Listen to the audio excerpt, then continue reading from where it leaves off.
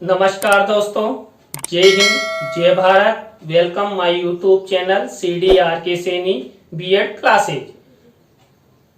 हम अध्ययन कर रहे हैं जेंडर, विद्यालय और समाज। इस पेपर के अंतर्गत आज की क्लास में हम लिंग भेद सिद्धांत, जिसे हम लैंगिक विभिन्नता सिद्धांत भी कहते हैं, जेंडर डिफरेंस थ्योरी। देखिए, आपकी परीक्षा की दृष्टि से यह सिद्धांत अति महत्वपूर्ण सिद्धांत है।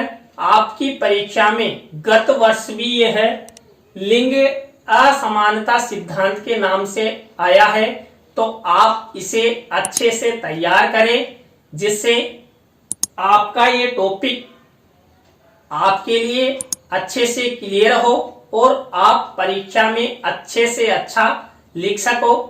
तो देखिए, यदि आप हमारे YouTube चैनल पर पहली बार आए हैं तो हमारे YouTube चैनल को सब्सक्राइब करें और पास ही बने बेल आइकन के बटन को जरूर दबा देवे, जिससे हमारे चैनल के माध्यम से आपको अधिक से अधिक अच्छे से अच्छा ज्ञान मिलता रहे और आप परीक्षा की अच्छी तैयारी करते रहें। देखिए, यहाँ पर लिंग भेद सिद्धांत। देखिए, लिंग के बारे में मैंने आपको बता भी दिया था कि हमारे भारतीय समाज में ले लीजिए या वैश्विक समाज में ले लीजिए, लिंग की अवधारणा महिला, पुरुष और न्यूट्रल के आधार पर होती है। हम पूरे भारतीय समाज को या वैश्विक समाज को महिला और पुरुष और न्यूट्रल के आधार पर डिवाइड करते हैं, उनमें विभिन्नता अपनाते हैं, मतभेद करते हैं। तो यहाँ पर लिंग भेद सिद्धांत के अंतर्गत हम यही पुरुष और महिला और न्यूट्रल, इन तीनों के बारे में अध्ययन करेंगे और हमारा ये सिद्धांत भी यही कहता है।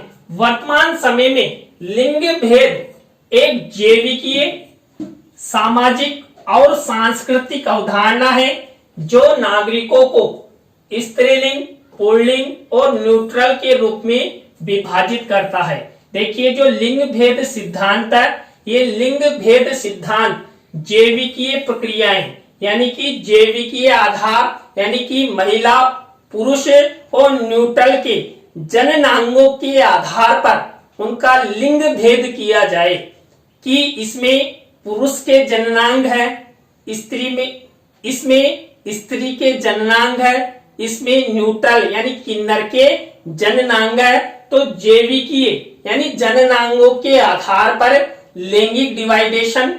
इसके बाद सामाजिक। देखिए, हमारे भारतीय समाजों में जो व्यक्ति होते हैं, उन व्यक्तियों को उनके कार्यों के आधार पर उनका डिवाइडेशन कर दिया जाता है कि ये कार्य पुरुषों के लिए होंगे, ये कार्य महिलाओं के लिए होंगे। यानी सामाजिक दृष्टिकोण के अनुसार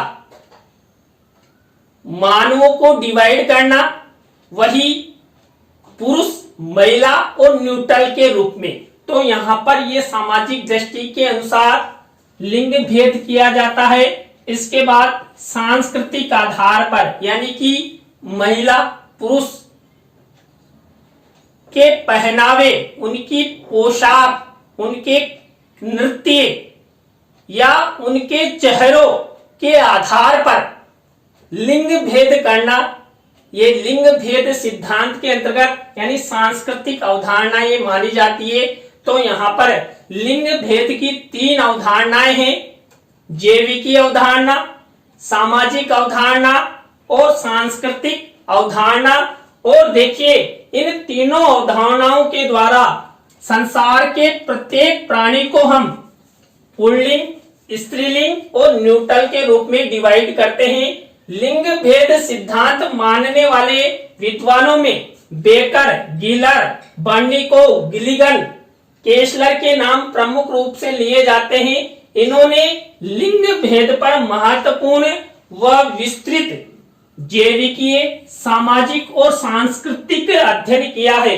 जो ये विद्वान हैं, इन्होंने लिंग भेद पर बहुत अच्छा अध्ययन किया है और इन्हीं विद्वानों की बदौलत है कि हम जैविकीय, सामाजिक और सांस्कृतिक आधार पर लिंग डिवाइडेशन के बारे में अध्ययन कर पा रहे हैं। नहीं तो देखिए, हम पहले यही सोचते थे कि जैविकीय आधार ईश्वर द्वारा प्रदत्त है और इन्हीं के आधार पर हम लैंगिक डिवाइडेशन करते हैं। लेकिन 1970 के बाद सामाजिक और सांस्कृतिक रूप में भी लैंगिक डिवाइडेशन किया जाने लगा।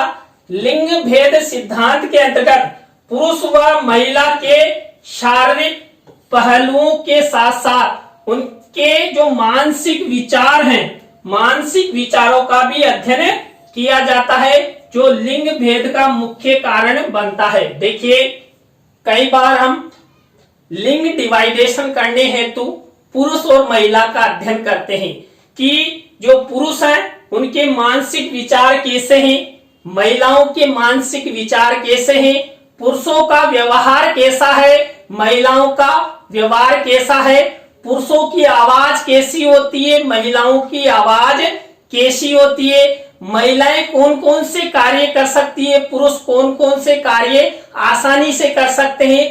तो इनके आधार पर भी हम क्या करते हैं, लैंगिक डिवाइडेशन करते हैं, लिंग भेद करते हैं। तो यहाँ पर लिंग भेद का ये 3rd नंबर का बिंदु हो गया। इसके बाद 4th बिंदु देखिए, लिंग भेद की मान्यता के अनुसार स्त्रियों के संबंधों एवं जीवन के अनुभवों में भी विभिन्नता पाई जाती है, जिनके चलते उनके साथ सामाजिक और सांस्कृतिक लिंग भेदभाव किया जाता है। देखिए, महिला और पुरुष इस संसार के 2 पहलू माने जाते हैं और इन्हीं के आधार पर पुरुष और महिला के द्वारा ही पूरा संसार चलता है। संसार में जो भी कार्य, जो भी नए आविष्कार होते हैं, ये पुरुष और महिला ही करते हैं। तो यहाँ पर देखिए, मान लीजिए कोई वैज्ञानिक है तो वो पुरुष होगा, तो यहाँ पर महिला और पुरुष दोनों ही मिलकर संसार को चलाते हैं। तो जो स्त्रियों के संबंध है, मान लीजिए व्यवहार है या किसी से बातचीत करने का ढंग है या कार्य को प्रगति देने से संबंध है, और महिलाओं के जीवन का अध्ययन कर भी हम यहाँ पर सामाजिक और सांस्कृतिक लैंगिक डिवाइडेशन करते हैं। लिंग भेद सिद्धांत जैविकीय, सामाजिक और सांस्कृतिक प्रक्रियाओं और हस्तक्षेपों के प्रति हमारा ध्यान दिलाता है, जो महिला और पुरुष में अलग अलग असर डालने वाले और इन दोनों के बीच संबंधों को समझाता है। देखिए, जब हम लिंग भेद, लैंगिक डिवाइडेशन की प्रक्रिया अपनाते हैं तो हम महिला पुरुष को जैविकीय आधार पर देखते हैं, सामाजिक आधार पर देखते हैं और सांस्कृतिक प्रक्रिया के आधार पर देखते हैं, और हम क्या करते हैं, हस्तक्षेप करते हुए उनका लैंगिक डिवाइडेशन कर देते हैं। ये पुरुष है, ये महिला है, ये बालक है, ये बालिका है। तो यहाँ पर महिला और पुरुष के गुणों के आधार पर लैंगिक डिवाइडेशन किया जाता है।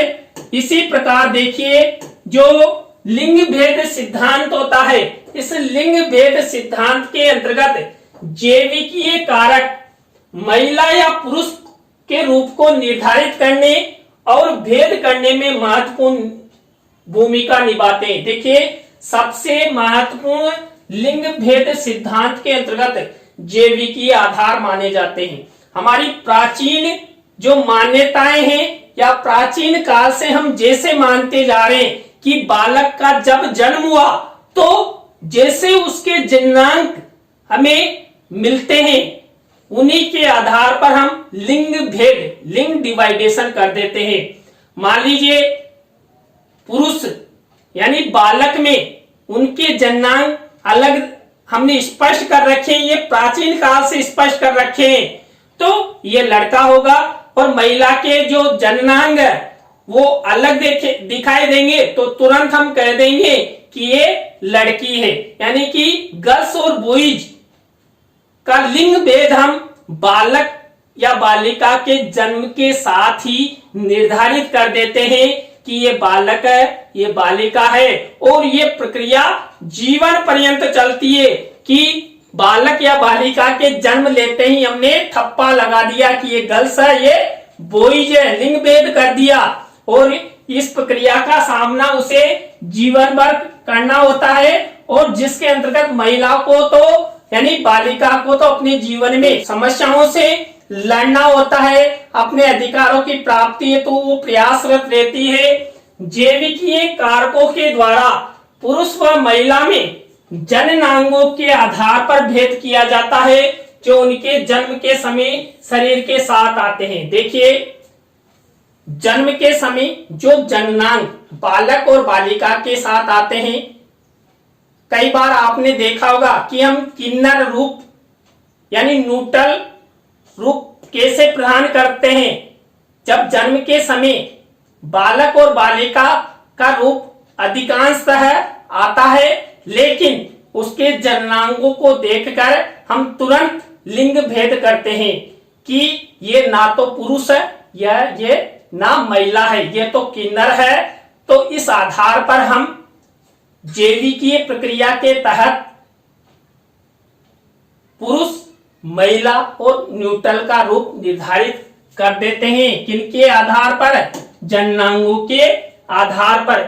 जैविकीय लिंग भेद के द्वारा ही स्त्री और पुरुष के बीच सामाजिक, धार्मिक, आर्थिक, राजनीतिक, सांस्कृतिक, शैक्षणिक आदि क्षेत्रों में विभिन्नता, समानता और असमानताओं की व्याख्या की जाती है तथा इसकी मूल जड़ों का पता लगाने का प्रयास किया जाता है। देखिए, लिंग भेद सिद्धांत के अंतर्गत हमने जैविकीय आधार, सामाजिक आधार और सांस्कृतिक आधार का अध्ययन किया। मुख्य क्या है? जैविकीय आधार। और जैविकीय आधार यानी कि गर्ल्स और बॉयज के आधार पर जो हमारा समाज होता है वो भेदभाव करता है, असमानताएं करता है। मैंने अभी अभी आपको बताया था कि हमारे समाजों में लड़कियों के साथ अधिक भेदभाव किया जाता है, असमानता अपनाई जाती है। तो जो लड़कियां होती हैं उनके साथ सामाजिक, धार्मिक, आर्थिक, राजनीतिक, सांस्कृतिक और शैक्षणिक क्षेत्र में कई तरह के भेदभाव, असमानता की जाती है।